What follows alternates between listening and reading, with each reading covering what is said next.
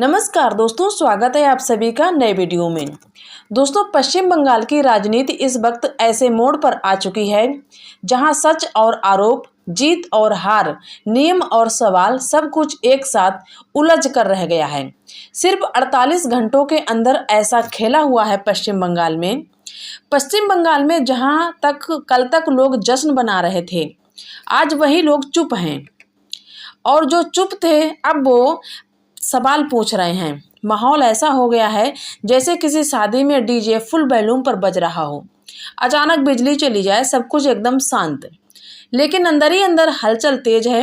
अब जरा समझिए पूरा मामला।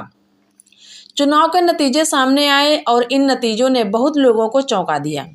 एक तरफ दावा किया गया कि भारी जीत मिली, तो दूसरी तरफ उसी समय एक और आवाज उठी, मैं हारी नहीं हूं, मुझे हराया गया है। जी हाँ दोस्तों, यह बयान है ममता बनर्जी। अब ममता बनर्जी पूर्व मुख्यमंत्री बन चुकी हैं, जिन्होंने साफ कह दिया है कि वो अपनी कुर्सी छोड़ने वाली नहीं हैं। अब सोचिए, जब मैदान में अंपायर उंगली उठाकर आउट दे दे और बल्लेबाज कहे नहीं मैं नहीं मानता, खेल का माहौल कैसा होगा। बिल्कुल वैसा ही कुछ बंगाल में देखने को मिल रहा। ममता बनर्जी का कहना है कि ये सिर्फ हार नहीं बल्कि एक साजिश है। उनके मुताबिक खेल सीधा नहीं था बल्कि गेम के अंदर खेला गया। और उन्होंने आरोप लगाया करीब 100 सीटों पर गड़बड़ी हुई। अब ये आरोप कितना सच है, कितना राजनीतिक, ये तो आने वाला वक्त बताएगा। लेकिन जो माहौल बना है वो किसी थ्रिलर मूवी से कम नहीं। दोस्तों, सबसे चौंकाने वाली बात तो तब सामने आई जब ममता बनर्जी ने काउंटिंग सेंटर का अपना अनुभव साझा किया। उन्होंने कहा कि जब वो खुद वहां पहुंची तो उन्हें अंदर जाने से रोका गया, उन्हें धक्का दिया गया। उन्होंने आरोप लगाया कि उनके साथ धक्का मुक्की हुई, यहाँ तक कि शारीरिक हमला भी किया गया। उन्होंने कहा, मुझे पेट में लात मारी गई, पीठ पर वार किया गया। अब आप खुद सोचिए, सुनकर लगता है कि ये चुनावी प्रक्रिया है या किसी एक्शन फिल्म का सीन।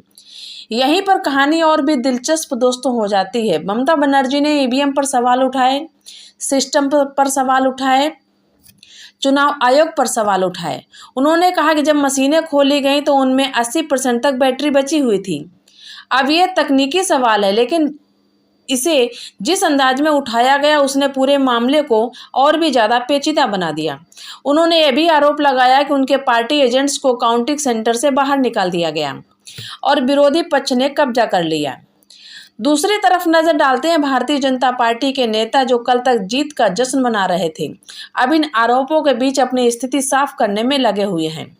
294 सीटों में से 207 सीट जीतने का दावा किया गया, जो कि एक बहुत बड़ा आंकड़ा है दोस्तों।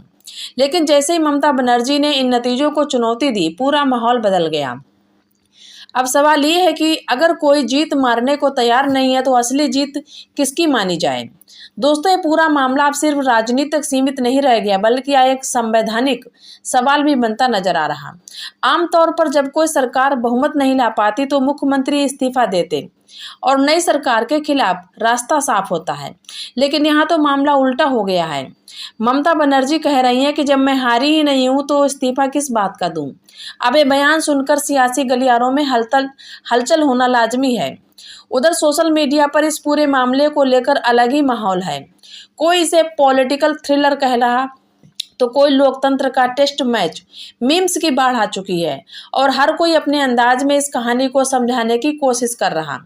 कुछ लोग ममता बनर्जी के समर्थन में खड़े हैं तो कुछ उनके दावों पर सवाल उठा रहे। और दोस्तों, एक और दिलचस्प बात, ममता बनर्जी ने खुद को फ्री वर्ड यानी आजाद पक्षी बताया।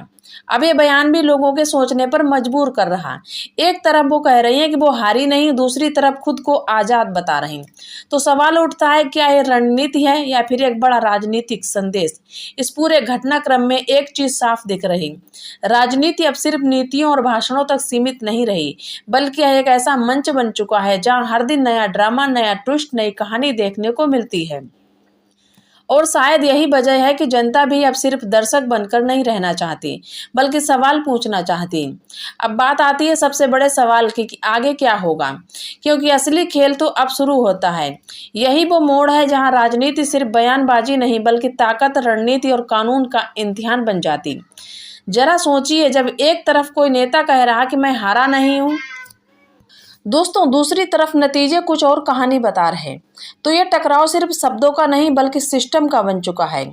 दोस्तों अगर ममता बनर्जी अपने फैसले पर कायम रहती हैं और इस्तीफा नहीं देती तो सबसे बड़ी भूमिका राज्यपाल की हो जाती है, क्योंकि संविधान के हिसाब से जब स्पष्ट बहुमत पर सवाल उठे तो राज्यपाल ये तय करते हैं कि किसे सरकार बनाने का मौका दिया जाए। अब यहाँ पर भी एक नई कहानी शुरू हो सकती है। क्या राज्यपाल सीधे दखल देंगे?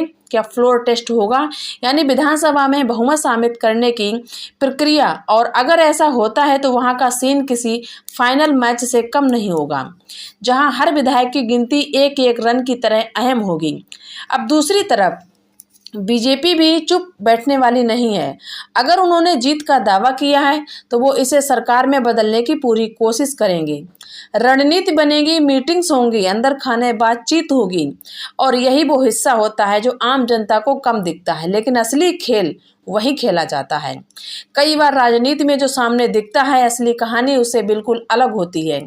जैसे शतरंज में खिलाड़ी मुस्कुराता है लेकिन उसके दिमाग में जनता का अहम पहलू जनता का भरोसा होता है।